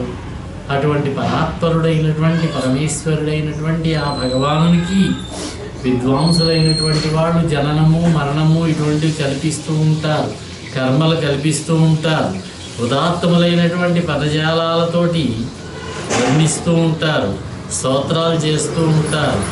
వాస్తవానికి వేదాలన్నీ వెతికి చూసినా కూడా జీవుడికి లాగా దేవుడికి జన్మకర్మాలంటూ ఏమీ ఉండవు. ఈ సకల భవనజాలాన్ని కూడా తన అమోఘమైనటువంటి లీలా విలాసం చేత పుట్టిస్తూ ఉంటాడు పరమాత్మ, రక్షిస్తూ ఉంటాడు, ఆయనే అంతం చేస్తూ ఉంటాడు. అంతేనే కానీ తాను మాత్రం ఆ జనన మరణాలలో చిక్కుకోడు, బయట ఉండి అలుప్త దృష్టితో చూస్తూ ఉంటాడట ఆయన. ఆ జననాలు మరణాలు ఇవన్నీ కల్పిస్తాడు కానీ పరమాత్మ వాటిలో ఆయన నిమగ్నం కాడు. ఆయన అనేకమైనటువంటి ప్రాణి సమూహంలో ఆత్మస్వరూపుడై విహరిస్తూ ఉంటాడు. ఆయన ఎంతో దూరంలో అందకుండా స్వర్గంలాగా ఉండి జీవుల ఇంద్రియాలకు సంతోషాన్ని కలిగిస్తూ తాను మాత్రం ఇంద్రియాలకు అతీతంగా ఉంటాడు పరమాత్మ. ఇంద్రియాలను తన ఇష్టం వచ్చినట్టుగా తిప్పుతూ ఉంటాడు ఆయన. లీలా విలాసంగా నానా విధములైనటువంటి నామరూపాలు ధరిస్తూ ఉంటాడు ఆయన. కళామర్మజ్ఞుడు కానీ అజ్ఞుడు ఆయన. నాట్యంలోని అందసందాలను అర్థం చేసుకుని ఆనందించి మనం ఏ విధంగా అభినందిస్తామో అదేవిధంగా శాస్త్ర పాండిత్యం ఎంత ఉన్నప్పటికీ కూడా భగవంతుని యొక్క సత్యస్వరూపాన్ని ఎవరూ కూడా తెలుసుకోలేరు. వాక్కుల చేత కానీ మరి భావం చేత కానీ మనస్సు చేత కానీ భగవంతుని యొక్క స్వరూపం ఇది అని మనం తెలుసుకోలేమయ్యా. శ్రీమద్భాగవతము పుణ్యకీర్తనుడైనటువంటి లోకేశ్వరుని యొక్క చరిత్రమిది. శ్రీ మహావిష్ణువు యొక్క లీలా విశేషాలను అవతార విశేషాలను తెలియచెప్పేటటువంటి పవిత్రమైనటువంటి గ్రంథమే ఈ శ్రీమద్భాగవతం. ఇది పరబ్రహ్మ ప్రతిరూపం అన్నారు. పరబ్రహ్మ యొక్క ప్రతిరూపమైనది ఈ గ్రంథం. సర్వపురాణాలకి కూడా మేలుబంతి అట ఈ భాగవత పురాణం. ఈ మహాగ్రంథాన్ని పూర్వం లోక కళ్యాణం కోసం భగవంతుడైనటువంటి వ్యాస మహర్షి రచించాడు. పవిత్రంగా, అత్యంత పవిత్రంగా, ఆనందమయంగా రచించాడు ఆయన. ఈ గ్రంథాన్ని ఆయన కుమారుడైనటువంటి సుఖ మహర్షి చేత చదివించాడు. భాగవతం సుఖ మహర్షికి ఇచ్చాడు, ఆయన చేత చదివించాడు. సమస్త వేదాలలోనూ సమస్త ఇతిహాసాలలోనూ సారభూతమైనటువంటి ఈ మహాభాగవతాన్ని సుఖయోగీంద్రుడు గంగానదీ మధ్యలో పరీక్షిత్ మహారాజుకు చెప్పారు. పరీక్షిత్ మహారాజు సుఖ మహర్షి బోధించినది ఈ మహాభాగవతం. ఇందాక చెప్పుకున్న సుఖ మహర్షి అలా వెళుతూ ఉంటే శ్రీ దేవకాంతలంతా కూడా కదలలేదు. నాకు పద్యం ఇక్కడ ఇచ్చారు. సుకుడు గోచియులేక పైచన చూచి తోయములందు లజ్జకు చెలింపక చీరలల్లక చల్లులాడెడి దేవకన్యకలు హాసుకాయంచు వెంకటనంగ వ్యాసుని చూచి అంశుకములంధరించి సిగ్గున సృక్కిరందరు. ఆయనకి ఈ ప్రకృతికి సంబంధించినటువంటి ఏ విషయాలు కూడా పట్టేవి కాబట్టి ఆ విధంగా అలా నడుచుకుంటూ వెళ్ళిపోయేవాడు. దేవకాంతలు స్నానం చేసేవాడు కూడా లేవలేదన్నాడు. వ్యాసుడు వెనకాల వస్తూ ఉండేవాడు. ఎప్పుడు ఆయన పెడుతూ ఉంటే యుక్త వయసు వచ్చి వివాహం చేసుకోమంటే చేసుకోనన్నాడు ఆయన. దేవి భాగవతం ప్రకారం చూసినట్లయితే వివాహం అయింది, సంతానం కూడా కలిగారు ఆయనకి, సుఖ మహర్షికి. అయినా కూడా ఆయన ఈ సంసారంలో చిక్కుకోలేదు, మహాజ్ఞానిలాగా ఉన్నాడు. అంతంలో ఆయన కైలాస పర్వతం మీద హిమాలయ పర్వతాల్లో అలా వెళ్ళిపోతూ ఉంటే ఆయన యొక్క శరీరం అంతా ఈ భౌతికమైనటువంటి శరీరం పంచభూతాల్లో కలిసిపోయిందట. వాయువులో పృథివీతత్వంలో ఆయన ఆత్మ పరమాత్మలో లీనమైపోయింది. ముక్తిని పొందాడట సుఖ మహర్షి. వ్యాసుని పుత్రుడైనటువంటి సుకుడు మహావిరాగి అన్నారు, మహాయోగి అన్నారు, సమదర్శనుడు, బ్రహ్మజ్ఞాని, బ్రహ్మజ్ఞుడు, మాయాతీతుడు, సర్వజ్ఞుడు. అటువంటి వాడు ఈ సుఖ మహర్షి. సూత మహర్షితోటి సౌనకాది మహర్షులు అంటున్నారు, నీవు సమస్త గ్రంథముల సారమును కూడా కనిపెట్టిన వాడవయ్యా. అనేక భాషల్లో పారాన్ని ముట్టినటువంటి వాడు, అంతు చూశావు నువ్వు. నానా విధములైనటువంటి కథలను చక్కగా చెప్పడంలో బద్ధకంఠుడు నువ్వు.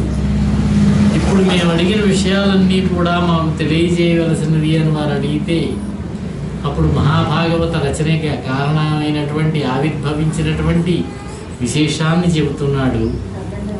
మూడో యుగమైనటువంటి ద్వాపర యుగం పూర్తవుతూ ఉన్నది. ఉపనిషర్వసు యొక్క తేజస్సు వల్ల జన్మించినటువంటి వాసవి అనే అమ్మాయి, ఆవిడ్నే సత్యవతి అంటారు. దాశరాజు దగ్గర పెరిగింది ఆవిడ. గంగానదిని దాటిస్తూ ఉండేది యాత్రికులని. ఆ దాటించే సమయంలో ఒకసారి పరాశర మహర్షి నదిని దాటుతూ ఉంటే ఈమె యందు అనురక్తులై ఈమెకు సంతానాన్ని ఇవ్వాలనుకున్నాడు ఆయన. సత్యవతిని నిర్బంధించి అన్నది, నేను దస్తకన్యనండి, నా దగ్గరంతా చేపల గంపు కొడుతూ ఉంటుంది అన్నది. అంటే నీకు యోజన గంధం అవుతావు నువ్వు. నీ ఉన్నటువంటి ప్రదేశానికి యోజన దూరం వరకు కూడా సుగంధం వ్యాపిస్తుందని వరం ఇచ్చాడు. 1వ వరం. 2వ వరం, నేను కన్యనండి అన్నది. నీ కన్యాత్వానికి ఏమీ భంగం రాదన్నాడు. 2వ వరం ఇచ్చాడు. 3వ వరం, ఇక్కడంతా చుట్టూ కూడా ఈ నావలోనూ ఉన్నారు, ఒడ్డున కూడా మునీశ్వరులు ఉన్నారండి, మనుషులు ఉన్నారు అన్నది. చుట్టూ మంచు ఆవరింపజేసేశాడు. ఆ విధంగా అనుగ్రహించి ఆవిడ యందు వ్యాస మహర్షిని సద్యోగర్భ సంజాతుడు ఆయన. అప్పటికప్పుడు పుట్టాడు. పుట్టినప్పుడు 5 ఏళ్ల వయస్సు వాడు. నేను ఈ కుర్రవాడిని తీసుకువెళ్ళాలి, ఉపనయనం చేసి వేదములన్నీ నేర్పించాలి, ఈ అబ్బాయిని తీసుకువెడతానన్నాను. అతడే వేదవ్యాస మహర్షి. అమ్మా, నువ్వు ఎప్పుడు తలుచుకుంటే అప్పుడు వస్తాను, నన్ను స్మరిస్తే చాలని వెళ్ళాడు. ఆయనే ద్వీపంలో పుట్టాడు కాబట్టి ద్వైపాయనుడు అన్నారు. నల్లటి వర్ణంలో ఉంటాడు కనుక కృష్ణుడు అన్నారు, కృష్ణద్వైపాయనుడు అన్నారు. ఆయనే వేదవ్యాస మహర్షి. శ్రీ మహావిష్ణువు యొక్క 17వ అవతారంగా చెప్పబడ్డాడు. చెప్పుకున్నా మనం. వేదములన్నీ కూడా తన ముఖ్యుల శిష్యుడికి ఇచ్చాడు. ఈ పురాణములన్నీ కూడా సూతులకు ఇచ్చాడు. భాగవతాన్ని తన కుమారుడైనటువంటి సుఖ మహర్షికి ఇచ్చాడు. ఇంత జరిగిన మహాభారత రచన కూడా చేశాడు ఆయన. చేసినా కూడా ఒకసారి ఎందుకు కొంచెం శోకంలో ఉండిపోయాడట. మందబుద్ధులైనటువంటి మానవుల చేత పఠించబడడానికి వీలుగా వేదములను విభాగం చేశాను నేను. శ్రీ స్త్రీ శూద్ర ద్విజబంధూనాం త్రయీన ఇతి గోచరా అన్నట్లుగా స్త్రీలు, శూద్రులు, బ్రహ్మబంధువులు. బ్రహ్మబంధువులు అంటే బ్రాహ్మణులే కానీ 3 తరముల వరకు సంధ్యావందనం చేయకపోతే వాళ్ళు బ్రాహ్మణులు అనడానికి లేదట, బ్రహ్మబంధువులు అనాలట. వీళ్ళు వేదం వినడానికి సమర్థులు కారు. వీళ్ళు అర్హత లేదు వాళ్ళకి. అందుచేత సామాన్యులందరికీ క్షేమం కలగాలని ఆలోచన చేసినటువంటి వాడే వ్యాస మహర్షి మహాభారతాన్ని రచించాడు. 1,25,000 శ్లోకాలతోటి పెద్ద గ్రంథాన్ని రచించాడు. ఇది ధర్మశాస్త్ర గ్రంథం. ఇది అప్పటికీ కూడా విశ్వశ్రేయస్సు కోసం తాను చేసినటువంటి కృషిలో ఆయన హృదయంలో సంతృష్టి కలగలేదు. ఆయనకి చింతాక్రాంతుడయ్యాడు. సరస్వతీ నదీ తీరంలో మానా గ్రామం అని మన భారతదేశానికి ఉత్తరాన ఉన్నటువంటి గ్రామం మానా. అక్కడున్నది వ్యాసగుహ అని. ఆ ప్రాంతంలో నివసించేవాడు ఆయన. వ్యాసగుహ ఒకటి ఉన్నది, గణేశ గుహ ఒకటి ఉన్నది. అక్కడ కూర్చుని ఆయన చెబితే ఇక్కడ కూర్చుని గణేశుడు రాశాడు మహాభారతాన్ని. అది సరస్వతీ నది ఉన్నది అక్కడ. ఆ సరస్వతీ నదీ తీరంలో కూర్చుని ఏకాంతంగా ఆలోచనలో పడ్డాడు. నా అసంతృప్తికి హేతు ఏమై ఉంటుందా అని. కఠోరమైనటువంటి వ్రతాలు ఎన్నో చేశాను, వేదాలు విభాగం చేశాను, అగ్నులను రక్షించాను, ఆచార్యుల్ని గౌరవించాను నేను. శాస్త్రాల్లో చెప్పినటువంటి కర్మలను ఏమాత్రము కూడా లోపం లేకుండా నడుపుతూ ఉన్నాను నేను. వేదాల్లో ఉన్నటువంటి అర్థాన్నంతా కూడా మహాభారత రూపంలో చెప్పాను నేను. వేదార్థం అంతా చెప్పారట మహాభారతంలో. ఈ రూపంగా వేదాలు నేర్చుకుందుకు అర్హత లేని వాళ్ళు కూడా వేదముల యొక్క అర్థాన్ని తెలుసుకోవడానికి, ధర్మ సూక్ష్మములు తెలుసుకోవడానికి అవకాశాన్ని కలిగించాను. కానీ ఎందుచేతనో నా అంతరాత్మ సంతోషాన్ని పొందడం లేదు. నా మనస్సులో ఉన్నటువంటి పరమేశ్వరుడు సంతుష్టుడు కానట్టుగా అనిపిస్తున్నది. దీనికి కారణం ఏమిటా అని ఆలోచించాడట. హరికి, హరిభక్తులైనటువంటి పరమహంసలకి అత్యంత ప్రియమైనటువంటి భాగవత స్వరూపాన్ని మాత్రం చెప్పడం మర్చిపోయాను నేను. శ్రీ మహావిష్ణువు యొక్క సంకీర్తన చేయడం మర్చిపోయాను. ఎంత పొరపాటు చేశాను, ఎంత తెలివి తక్కువ పని చేశాను, ఎంత విస్మృతి పాలయ్యాను అని విచారంగా కూర్చుని ఉంటే ఆయన దగ్గరికి నారద మహర్షి వచ్చాడట. వచ్చినటువంటి నారద మహర్షిని గౌరవించాడు, ఆయన్ని పూజించాడు, సత్కారం చేశాడు. అప్పుడు నారద మహర్షి అడుగుతున్నాడు, వ్యాస, ఎందుకు ఇలా విచారంగా ఉన్నావు నువ్వు? ధాతవు భారత శృతి విధాతవు, వేద పదార్థ జాత విజ్ఞాతవు, కామ ముఖ్య రిపు షట్క విజేతవు, బ్రహ్మతత్వ నిర్ణేతవు, యోగినేతవు, వినీతుడవు, ఈవు చెలించి చెల్లరే కాతరు కైవడిన్, వగవ కారణమేమి పరాశరాత్మజా. పరాశరనందన వ్యాస, నీవు ధాతవయ్యా, సాక్షాత్తు బ్రహ్మవు నువ్వు. పంచమ వేదమైనటువంటి భారతాన్ని రచించావు. వేద తాత్పర్యాన్నంతా చక్కగా తెలుసుకున్నావు. అరిషడ్ వర్గాలున్నాయి, కామ, క్రోధ, లోభ, మోహ, మద, మాత్సర్యములనేటటువంటివి. అరిషడ్ వర్గాలని కూడా జయించినటువంటి వాడివి నువ్వు. పరబ్రహ్మతత్వాన్ని నిర్ణయించినటువంటి వాడివి. యోగులలో అగ్రేసరుడివి, వినయ సంపన్నుడివి.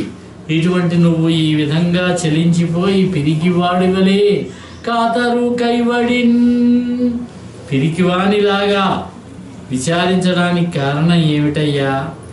ఆశ్చర్యంగా ఉన్నదే అన్నాడట నారద మహర్షి వ్యాస మహర్షితోటి. అప్పుడు వ్యాసుడు అంటాడు, మహాముని, నీకు తెలియనిదేముంది?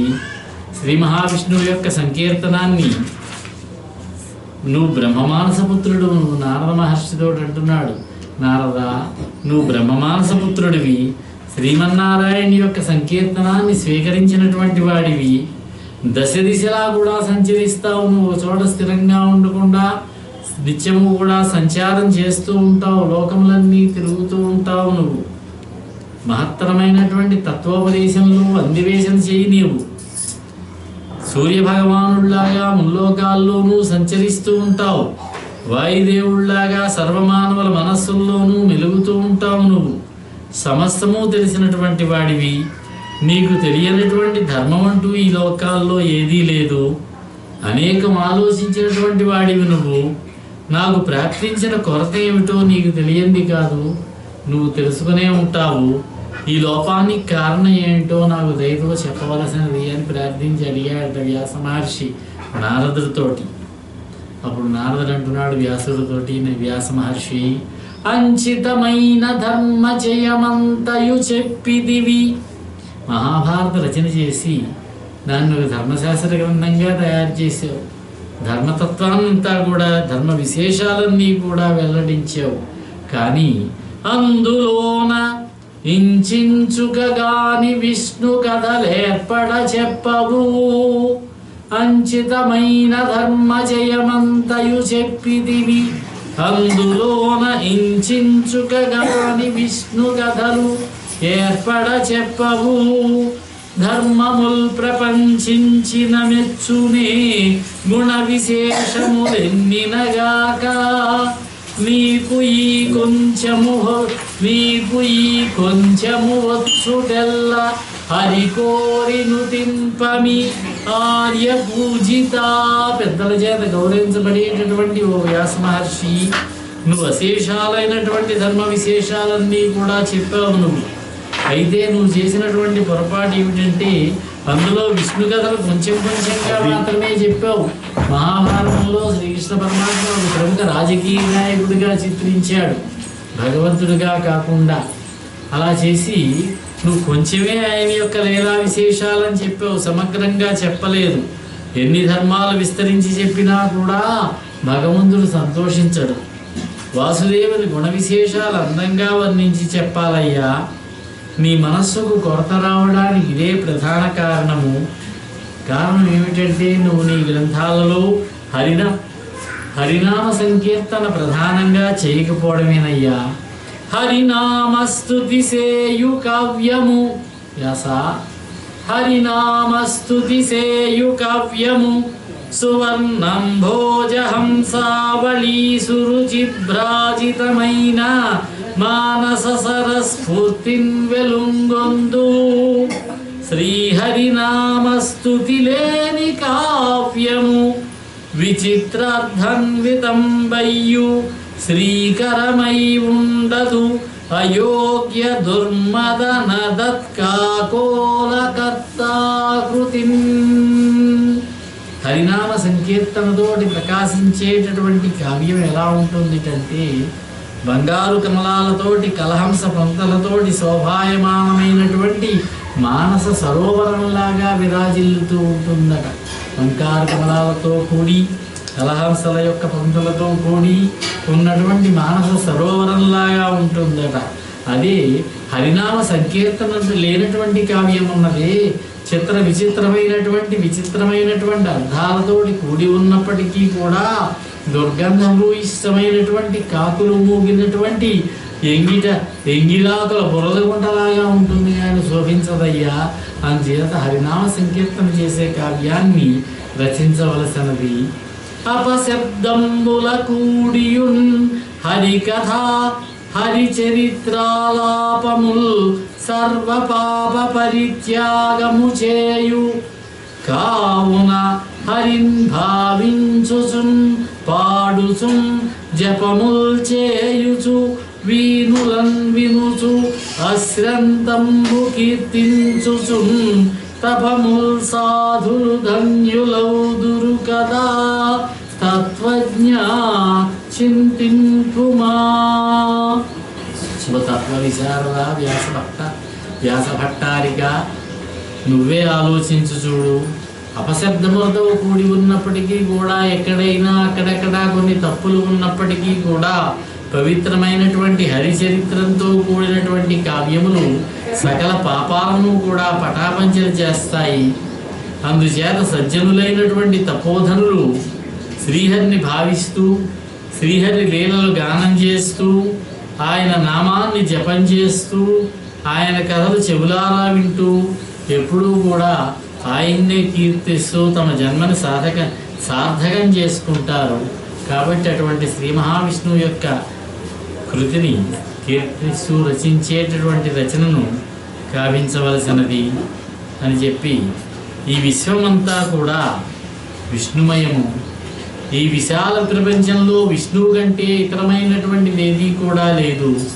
ఆ పరమేశ్వరుని యొక్క సంకల్పం చేతనే ఈ ప్రపంచానికి సృష్టి స్థితి సంహారాలు ఏర్పడుతూ ఉంటాయి. వ్యాస, నువ్వు సర్వజ్ఞుడు అయ్యా, నీకు తెలియంది ఏముంటుంది? నువ్వే చెప్పావు ఓ చోట ఈ విషయాన్ని. ఈ విశ్వ కళ్యాణం కోసం మహావిష్ణు అంశతో జన్మించిన వాడివి నువ్వు. చెప్పుకున్నాం, 17వ అవతారమే వ్యాస మహర్షి, విష్ణువు యొక్క అవతారమే. అందుచేత నీవు శ్రీహరి లీలావతారాల్లోని విక్రమ విశేషాలని సంస్కృతిస్తూ మానవునికి జ్ఞానానికి, అధ్యయనానికి, ఔదార్యానికి, అనుష్ఠానానికి, తపస్సుకి, ధైర్యానికి, సంపదకి ప్రయోజనము పుణ్యస్వరూపుడైనటువంటి ఆ పురుషోత్తముడైనటువంటి ఆ శ్రీ మహావిష్ణువుని యొక్క స్తుతి చేయడమేనన్నాడు. ఇక్కడ వ్యాస మహర్షికి నారద మహర్షి తన యొక్క పూర్వజన్మ వృత్తాంతాన్ని తెలియజెప్పాడు. నారద మహర్షికి మొత్తం 3 జన్మలు ఉన్నట్లుగా మనకు తెలుస్తూ ఉన్నది భాగవత్ దృష్ట్యా. 1వ జన్మలో ఆయన ఒక గంధర్వుడు. గంధర్వులు సంగీత ప్రియులు, సంగీతం బాగా వస్తుంది వాళ్ళకి. అదేవిధంగా బహుభార్య లోలులు కూడా. అందరూ అందగాడేమో, మన్మధుడిలాగా అందంగా ఉన్నాడేమో, అమ్మాయిలతో స్నేహాలు ఎక్కువయ్యాయి, అమ్మాయిలతో ఆనందంగా గడిపేవాడు గంధర్వకాంతలతో. సంగీత ప్రియుడు కూడా, సంగీతం బాగా వచ్చు, భజనలు విష్ణు భజనలు బాగా చేస్తూ ఉండేవాడు. ఒక పర్యాయం దేవతలంతా ఒక యజ్ఞాన్ని సంకల్పించారు. ఆ యజ్ఞంలో సంగీత కచేరీ చేయడానికి గంధర్వులు కొంతమందిని పిలిచారు. ఆ గంధర్వులు కొంతమంది వెళ్ళి అక్కడ సంగీత కార్యక్రమం చేశారు. ఆ సమూహంలో ఈయన కూడా ఉన్నాడు. దేవలోకానికి వచ్చాడు, యజ్ఞం జరిగే ప్రాంతానికి. అక్కడ సంగీతం పాడుతూ ఉన్నాడు. ఇందులో కొంతమంది దేవకాంతలు అలా వెడుతూ ఉంటే వాడు కూడా పడ్డాడు. దాంతో దేవతలకు కోపం వచ్చి, ఏమయ్యా, దేవలోకానికి వచ్చినా కూడా నీ బుద్ధి పోల్చుకున్నావు కాదు, కాబట్టి నువ్వు దాసీపుత్రుడిగా జన్మించని శపించారట. అది 1వ జన్మ. 2వ జన్మలో దాసీపుత్రుడిగా జన్మించాడు ఒక దాసికి. తల్లి చాలా మంచిది, వేదవేత్తలైన వారి ఇళ్ళ దగ్గర పనిచేస్తూ ఉండేది ఆవిడ. ఏ పని చెప్పినా చేస్తూ ఉండేది. చాలా మెత్తటి హృదయం కలిగినటువంటి తన కుమారుడంటే అపరిమితమైనటువంటి ప్రేమ ఆవిడికి. అక్కడ కొంతమంది మునీశ్వరులు చాతుర్మాస్య దీక్షకు వచ్చారు. 4 నెలలు అక్కడ ఉన్నారు. సంతతము కూడా శ్రీకృష్ణుని యొక్క లీలా విశేషాలను మాట్లాడుకుంటూ ఉండేవారు. వారికి సేవ చేస్తూ ఉండేది ఆవిడ. ఈ నారదులు కూడా వారికి 5 సంవత్సరాల వయస్సు కలిగినటువంటి కుర్రవాడు దాసీపుత్రుడుగా ఆ ఋషీశ్వరులకి అందరికీ కూడా సేవిస్తూ ఉండేవాడు. వాళ్ళు ఏ పని చెప్పినా చేసేవాడు. రాత్రి అనక పగలనక ఏ పని చెప్పినా చేస్తూ ఉండేవాడు. విసుగు విరామం అనేది లేదు, కష్టపడి పని చేసేవాడు. వాళ్ళు పెట్టినటువంటి భోజనం తినేవాడు. వాళ్ళంతా భోజనం చేసిన తర్వాత ఇతనికి భోజనం పెడితే భోజనం తినేవాడు. తల్లి చాలా బాధపడుతూ ఉండేది, కుర్రవాడు చాలా కష్టపడుతున్నాడే అని. వాళ్ళు 4 నెలలు అయిన తర్వాత వెళ్ళేటప్పుడు ఇతనికి శ్రీమన్నారాయణ యొక్క మూలమంత్రాన్ని ఉపదేశం చేసి వెళ్ళారట. ఈ మంత్రాన్ని చదువుకుంటూ ఉండు నాయన, నీకు మంచి జరుగుతుంది అని. ఆ విధంగా నారాయణ మహామంత్రాన్ని, అష్టాక్షరీ మంత్రాన్ని జపించుకుంటూ తల్లి దగ్గరే ఉండిపోయాడు. ఈ విధంగా జరుగుతూ ఉండగా ఒక రోజున రాత్రి సమయంలో ఆవుకు పాలు పితుకుదామని చెప్పి వెళ్ళినటువంటి తల్లి ఒక విషసర్పం కరవడం వల్ల మరణించింది. తల్లి మృతికి ఏమీ బాధపడలేదు. ఆయన కుర్రవాడు, 5 సంవత్సరముల కుర్రవాడు. భావబంధాలు వదిలిపోయాయి, ఉన్న ఒక్క బంధము కూడా పోయిందని ఆనందపడ్డాడట. నెమ్మదిగా బయలుదేరాడు. ఉత్తర దిక్కుగా బయలుదేరి వెళ్ళాడు. పల్లెలు, పట్టణాలు, నగరాలు, జనపదాలు దాటుకుంటూ వెళ్ళాడు. అరణ్య ప్రాంతంలోకి వెళ్ళాడు. హిమాలయ పర్వతాల్లోకి వెళ్ళాడు. ఏనుగులు తిరిగేటటువంటి పర్వతాలతో కూడి ఉన్నటువంటి పెద్ద పెద్ద వృక్షాలు కలిగి ఉన్నటువంటి ధాతువులతో కూడి ఉన్నటువంటి పర్వతాలు, తటాకాలు, ఇవన్నీ చూసుకుంటూ వెళ్ళాడు. ఒక ప్రదేశంలో సంచరిస్తూ ఒక చెట్టు చూసుకున్నాడు. ఆకలి, దప్పిక వేసాయి అతనికి. ఒక మడుగు కనిపిస్తే, నీటి మడుగు, ఆ మడుగులో శుభ్రంగా స్నానం చేశాడు, నీరు త్రాగాడు, మార్గాయాసాన్ని పోగొట్టుకున్నాడట. అక్కడే ఉండగా ఓ చెట్టు కింద కూర్చుని కనులు మూసుకుని మునులు తనకు ఉపదేశించినటువంటి శ్రీమన్నారాయణ యొక్క మూలమంత్రాన్ని జపించుకుంటూ ధ్యానంలో ఉన్నాడట. ధ్యానంలో ఉండగా శ్రీ మహావిష్ణువు సాక్షాత్కరించాడు. ఒక్కసారిగా అలా కనిపించాడు, అదృశ్యమైపోయాడు. ఈయన కళ్ళు తెరిచి చూశాడు. కళ్ళు తెరిచి చూసేసరికి శ్రీ మహావిష్ణువు అదృశ్యమైపోయాడు. పరమేశ్వరుని యొక్క స్వరూపం అదృశ్యమైపోయింది. వెంటనే విచారంతో లేచి నిల్చున్నాడు. ఆ చుట్టుపక్కలంతా తిరిగాడు, పిచ్చివాళ్ళగా తిరిగాడు, ఎక్కడైనా కనిపిస్తాడేమో భగవంతుడని. కానీ పరమేశ్వర సాక్షాత్కారం మాత్రం కలగలేదు ఆయనకి. అయితే శ్రీహరి యొక్క గంభీరమైనటువంటి మాటలు వినిపించాయట. ఓదారుస్తూ చెప్పాడట, నాయన ఎందుకయ్యా వృధాగా ఆయాసపడతావు? నువ్వెంతగా ప్రయత్నించినా కూడా ఈ జన్మలో నన్ను నువ్వు దర్శించలేవు. కామక్రోధ లోభం మోహాలు మొదలైనటువంటి అరిషడ్ వర్గాన్ని జయించు. నువ్వు కామక్రోధాది అరిషడ్ వర్గాన్ని జయించినటువంటి నిర్మూలిత కర్ములైనటువంటి మునిముఖ్యులే నన్ను చూడగలుగుతారయ్యా. జితేంద్రియులు కానివాడు నన్ను చూడలేరు. అయినా నీ మనసులో ఉన్నటువంటి కోరికను కొనసాగించడం కోసం కొద్దిసేపు నీ మీద నాకు ఉన్నటువంటి అపారమైనటువంటి కరుణా కటాక్షం వల్ల నీకు ఒక్క క్షణకాలం మాత్రం అలా కనిపించాను నేను. నా ఎందు లగ్నమైనటువంటి నీ యొక్క కోరిక వ్యర్థం కాదు. నీ సమస్త దోషాలు కూడా దూరం అవుతాయి. నన్ను సేవించడం వల్ల నా భక్తి అచిరకాలంలోనే నీ మదిలో పదిలం అవుతుంది అని చెప్పి అనుగ్రహించాడట. కాబట్టి నువ్వు ఇక్కడే కొంతకాలం ధ్యానం చేస్తూ తపస్సు చేస్తూ ఈ ప్రాంతంలోనే సంచరిస్తూ ఉండు. నువ్వు వచ్చే జన్మలో నువ్వు బ్రహ్మదేవుని కుమారుడిగా జన్మిస్తావు. అది నీకు 3వ జన్మ అవుతుంది. ఆ జన్మలో నాకు భక్తుడు అవుతావు. నా యందు భక్తి కలిగి విష్ణుభక్తిని ప్రచారం చేస్తూ ఉంటావు అని శ్రీ మహావిష్ణువు వాక్కు వినపడింది. అనుగ్రహం కలిగింది బాలుడికి.